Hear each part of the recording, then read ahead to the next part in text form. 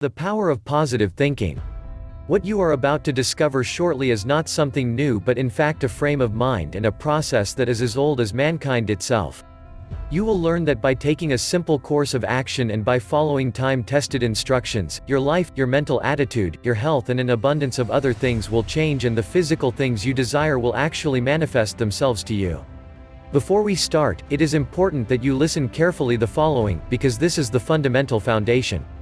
The power of positive thinking is a theory that contends if you believe good things will happen to you, there will be some sort of cataclysmic shift in the energies surrounding you which will actually cause good things to happen to you.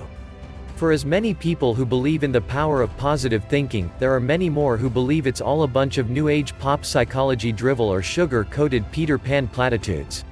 Here's the thing, they're all right. You see, positive thinking is a system of beliefs. So if you believe it doesn't work then, of course, it won't work. And if you believe it does work, well, you get the idea.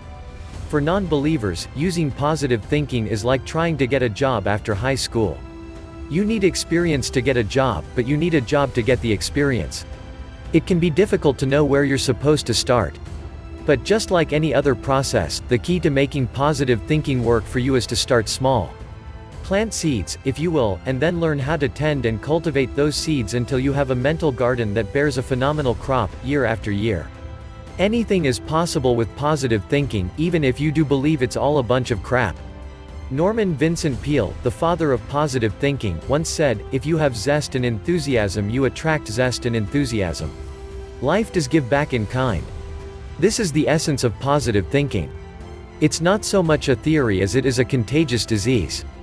Just as anger and negativity spread quickly from person to person, so do humor and happiness, only good feelings spread far faster.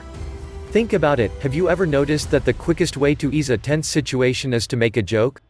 The instant someone laughs or smiles, a sense of relief spreads through everyone in the vicinity.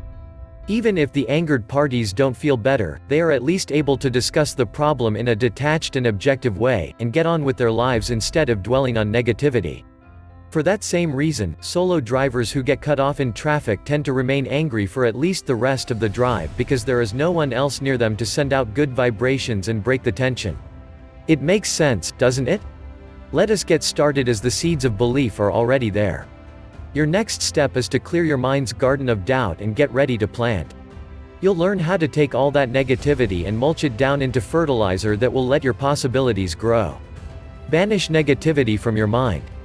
To tune into the power of positive thinking, you should probably start small, particularly if you don't believe it will work.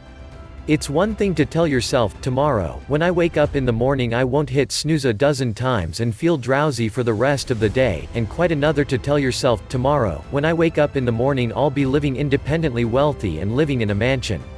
Unless, of course, you are in fact independently wealthy and living in a mansion at the moment, in which case you might try to think your way into ownership of a small country. The process of making positive thinking work for you begins with destruction or at least a mild shift in your thought structure. In order to make room for new methods and ideas, you must first tear out all the old negativity patterns you've been building throughout your life. For some, this can be a gradual process. As you witness positive thinking work for you, one small step at a time, you will slowly clear out those good things only happen to other people thoughts, and be able to cultivate the seeds of change. What's holding you back? Even those who fully embrace the theory of positive thinking may feel some qualms over entrusting their lives to mere thought. There are many possibilities that could be producing weeds in your mental garden, and the best way to get rid of a weed is to yank it out, roots and all. In this section, we'll discuss some of the most common stumbling blocks people encounter on the road to positive thinking, as well as how to overcome them and lay the foundation for a healthy life outlook. Self-esteem, catching the "I love me" disease. For most of human existence, self-esteem was an unheard of notion akin to the theories of those heretics who believed the world was round. The term self-esteem, defined by Webster's dictionary as pride in oneself, self-respect, made its way into the common public awareness during the 60s and 70s as a catch-all term to describe the essence of parenting problems.